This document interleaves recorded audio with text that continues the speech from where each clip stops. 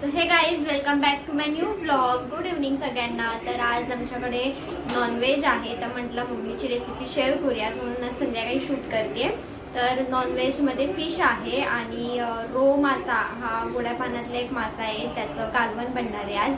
तर मम्मीची रेसिपी मी या पूर्ण व्लॉगमध्ये शूट केलेली आहे, त्याची झटपट अशी रेसिपी.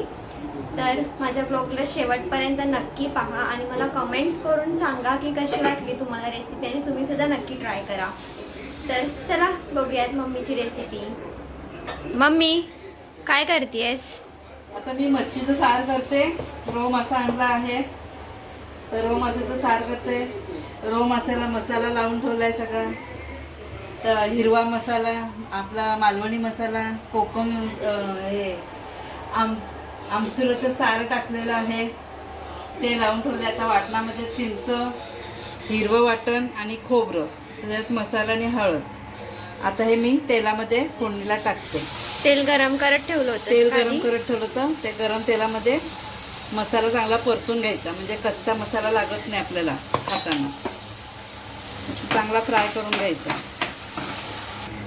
आणि हे मॅरिनेशन किती वेळ झालं करून ठेवलेलं? झाले आता 5 मिनिटं झाली आहेत, तरी अजून एक 10 मिनिटं ठेवायचा. जेवढं मुरेल तेवढं त्याला चव चांगली लागते. आणि कालवणाला छान कड आला की त्याच्यात तुकडे टाकून द्यायचे, म्हणजे खळ होत नाही. हे इकडे आता ह्याच्यामध्ये चवीनुसार मीठ टाकायचं. आपल्या चांगलं परतून घ्यायचं. आता ह्याला तेल सुटलं आहे. तेल जरा चांगलं तेल सुटूसपर्यंत त्याला हलवायचं. आता त्याच्यामध्ये आपल्याला लागेल तसं पाणी घालायचं. हे वाटणाचं पाणी वाटणाचं पाणी घातलंय. आपल्याला पाहिजे तेवढं पाणी घालायचं. घट्ट पातळ तुमच्यावर आहे. आता मी इथे थोडंसं तांदळाचं पीठ ऍड करते. तांदळाच्या पिठाने थोडा घट्टपणा येतो. असं मी तांदळाचं पीठ घेतलं.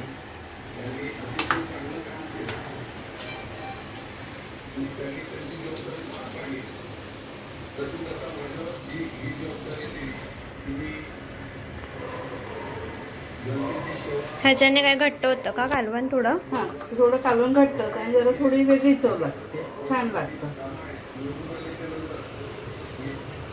तांदळाचं पीठ टाकून द्यायचं. त्याला ह्याला चांगली उकळी येऊन मंद आचेवर थोडंसं गॅस मोठा करायचा, म्हणजे कड येईल लवकर. आणि ह्याला पण बाकीच्या माशांना मी तांदळाचं पीठ लावते. रवा, तांदळाचं पीठ, मसाला, मीठ हे मी असं सारण करूनच ठेवलेलं आहे. हे बोंबील, मांदेली असं मच्छी काय असेल त्याला उपयोगाला येतं. हे फ्राय करायला, हे फ्राय करण्यासाठीच आहे. फ्राय करण्यासाठी फक्त. मसाला तयार असेल तर आपण पटपट फ्राय करायला होऊन जातं, म्हणजे काढायला वेळ नाही लागत. आता ह्याला चांगला कड येऊन दे. हिरवं वाटण जे बनवलं होतंस ना, त्याच्यामध्ये म्हणजे काय टाकलं होतंस? मिरची, हिरवी मिरची, कोथिंबीर आणि लसूण आणि जरासा आल्याचा तुकडा. अच्छा. आणि मग त्याच्यावरती ते हळद आणि मसाला टाकला होतास का? हे हिरवं वाटण आपण मच्छीला लावायला मग ते काढून घेतलं आणि मग त्याच्यामध्ये खोबरं टाकलं. वाटणामध्ये खोबरं आणि वाटून घेतलं, चिंच वाटून घेतली. त्याच्यामध्ये नंतर मी मसाला आणि हिंग, हळद टाकली. अच्छा, ठीक आहे. आता कालवणाला चांगला कड आलेला आहे. त्याच्यामध्ये ह्या एक एक करून आपण एक एक तुकड्या सोडून देऊ. हे डोकं आहे का? हे कालवणाला मी डोक्याचा भाग घेतलाय सगळा. का तर डोकं खाल्लेलं चांगलं असतं आणि चवही छान असते डोक्याला.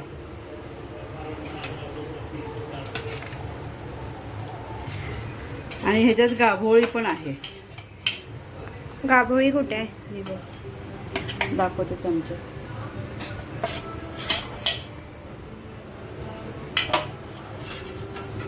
ही गाभोळी आहे. गाभोळी म्हणजे काय ग आई? अंडी, माशाची अंडी.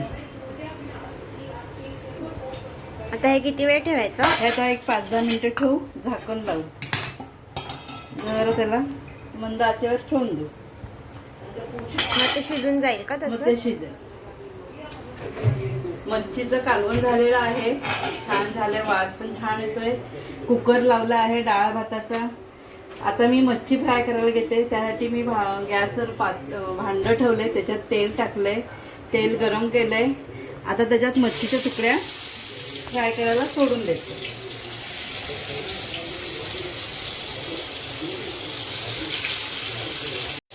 एक साईड झालेली आहे, आता एक साईड आता आपण पलटी करून मग दोन्ही साईड झाल्या की आपण जेवायला बसूया. मच्छीचं सार छानपैकी झालेलं आहे, वास पण छान येतोय, तुकडी छान तळलेली गेलेली आहे, भाकरी झालेली आहे. खवलं चांगली काढून घ्या आणि साफ करा व्यवस्थित आणि मग जेवण रेसिपी कालवण करायला घेऊन टाका. कशी वाटली रेसिपी मला नक्की कळवा.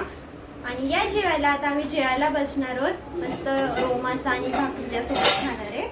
तर माझा ब्लॉग तुम्हाला आवडत असतील तर नक्की लाईक करा, शेअर करा आणि जे कोणी नवीन असतील त्यांनी प्लीज माझ्या चॅनलला सबस्क्राईब करा. भेटूयात आपण नेक्स्ट ब्लॉगमध्ये. Till then tata, bye bye, take care.